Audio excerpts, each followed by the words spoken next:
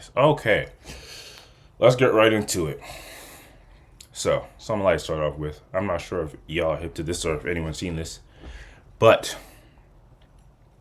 a study came out recently.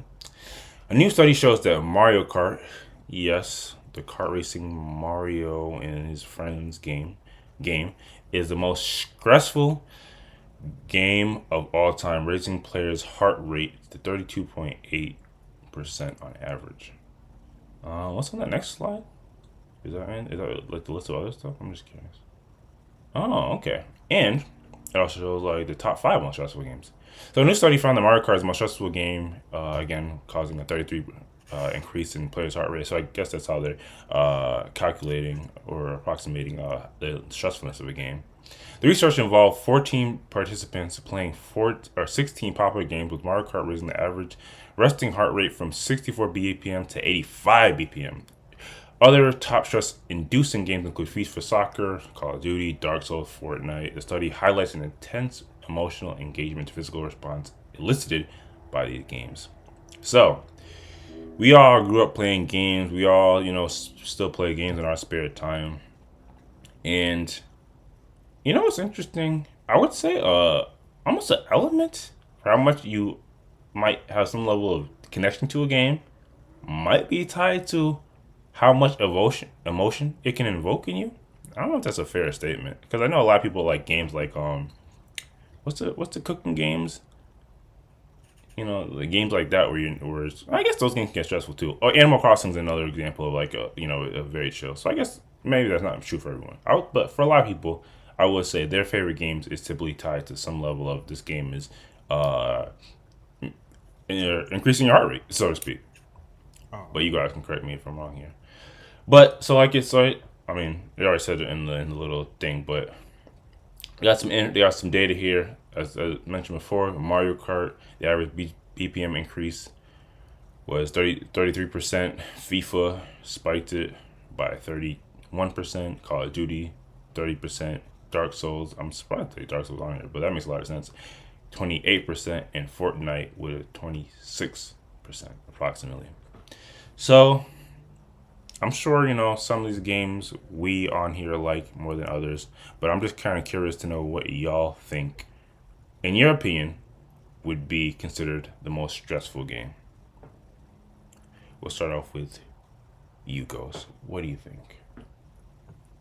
um, in general, I'm kind of surprised that Mario Kart's there, just because I get like at the end of a race, getting excited and all that, or getting pissed. But I mean, for me at least, throughout the course of it, though, I'm mostly just chilling, unless I get hit with some real BS. But I don't know. I feel like in general, I would think Call of Duty makes sense, just because there's so many It doesn't interactions have to be and this list either. It can be any game ever, by the way. yeah, I'm but in general, like, yeah, I think Call of Duty is what I would think would be at number one because it's FPS. You gotta always be on the lookout, a lot of reactions and interactions, and you're constantly dying.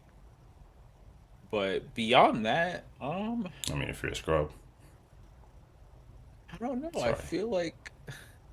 I feel like what's those games like that? I can't remember what it's called, but like where you're like the square, the triangle, and then you have to like avoid the obstacles. I'm describing this terribly, but like Geometry Dash, I think that's what it's called, something like that. Talking about some type of phone game? It's not a phone game. You can play it on a computer, but yeah, it's Geometry Dash. But I would think something like that, where it's a lot of dying over and over, a lot of frustration, a lot of uh, interactions per second. I would think that would be at the top of the list versus like FIFA. That's crazy to me. It's soccer, bro. How you getting stressed over soccer? Maybe I could see 2K on this list, but I I don't know. would I would say they said they did 16 popular games, so maybe that research is not extensive enough to like get a like definitive what's the most stressful game, but They said, Mario sorry, Kart in makes this a lot game of they had 14 participants. yeah. I don't think the number of participants is like the most critical factor. I think specifically the number of games that they go through. I think that is what is a good determining factor, because you do need like a wide variety of genres, like puzzle games and maybe even educational games, first person shooters, which they did have, racing games, sports games. Um, but yeah, I guess it makes sense. So my bad. What did you say? You said first person shooters would be you would think you would say the most stressful game in your opinion, or no, the geometry games. Sorry. Ye- Uh, yeah, I mean, I don't know if I'd classify it as just geometry games, but like games where you're trying to optimize for like I don't even know the specific genre, like endless runners or time trial games where you're trying to beat a very frustrating sequence of events. I think that would probably top the list in my opinion. Then first person shooters afterwards. Fair enough. Fair enough. What about you, Ace? What would you say is the most stressful game in your opinion? Um,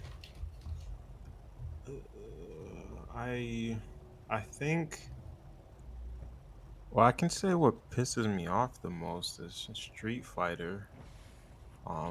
I get the most angry, or I can get the most angry playing that game when I'm on tilt. I can But co-sign I don't that. think that counts necessarily. I don't think my BPM necessarily is up when that happens. I think it's just I'm angry, but I don't know for sure. Yeah, it's not you're But measuring it. yeah, yeah, Right. yeah.